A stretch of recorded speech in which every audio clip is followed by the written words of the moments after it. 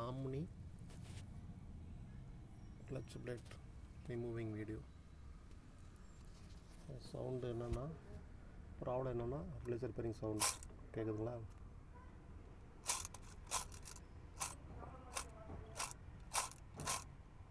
எதில் ஆனேன்னா திருப்பூரில் நிறையா தண்ணி வந்துடுது.